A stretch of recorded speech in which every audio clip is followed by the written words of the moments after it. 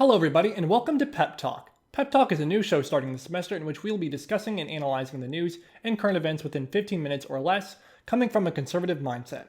Now this means we're putting our bias up front and center rather than hiding behind it and acting nonpartisan as most, if not all, mainstream news outlets do today. Now this does not mean that we're going to be picking only certain stories that we agree with or alienating certain facts or ideas that we disagree with. It simply means that when discussing current events or analyzing them, that we will be doing so coming from a conservative mindset. With that being said, this show is not affiliated with the university, and anything said on this show is not at all representing of the university's views. And with that being said, if you are interested, please feel free to stick around. If not, no worries. Without further ado, let's go ahead and talk about why mask mandates don't make scientific sense.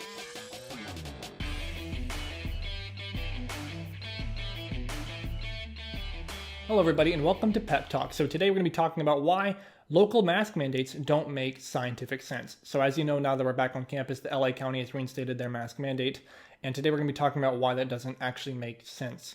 To start, let's talk about how everyone who wants the vaccine at this point can get it. And it has been that way for a long time now. In fact, according to the CDC COVID data tracker, 166,861,912 people have been fully vaccinated in the United States.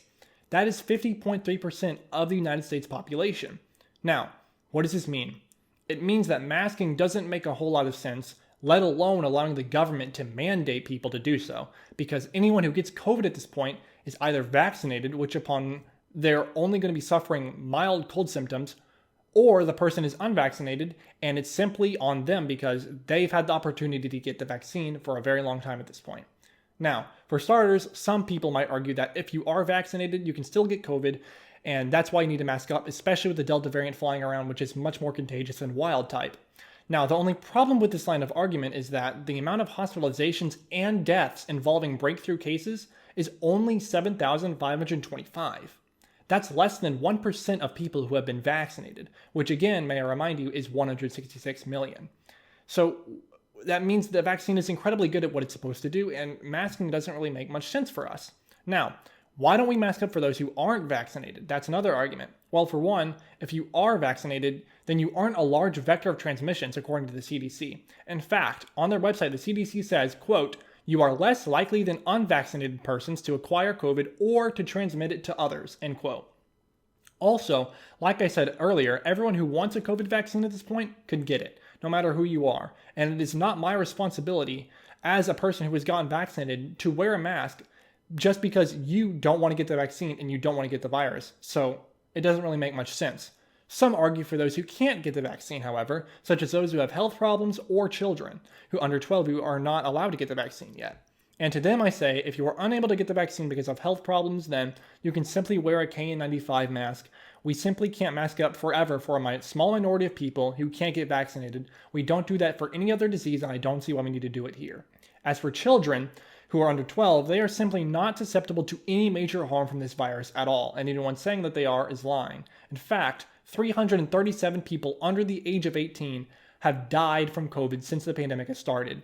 That is not a lot of people. In fact, there is no data saying that the Delta variant is any more dangerous to children than wild type, which is in itself responsible for less than 400 deaths out of a subpopulation of 75 million.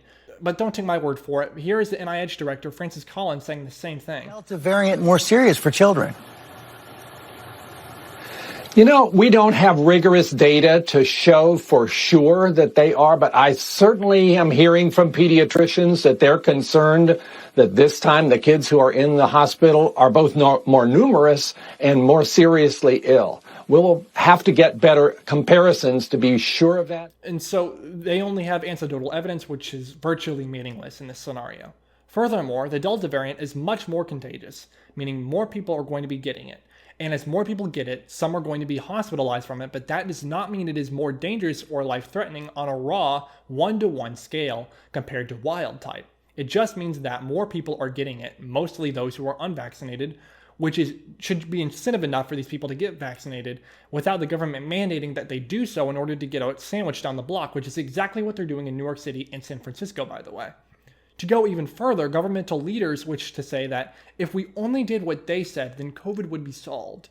But the problem here is that they have no idea what they're talking about, and all of their moves are political ones and not health-oriented ones. In fact, the weekend of July 19th, when the mask mandate in LA was reinstated, the 7-day rolling average of new cases were 1,410, and as of August 10th, almost a whole month later after the mask mandate was put in place, it is now 3,413. This means that the virus itself is very contagious and people should get vaccinated. Not that more mandates should be put in place, as more mandates, mask mandates particularly, such as this one, are clearly not working, nor have they ever worked. There is no evidence that masking in schools has a big impact either.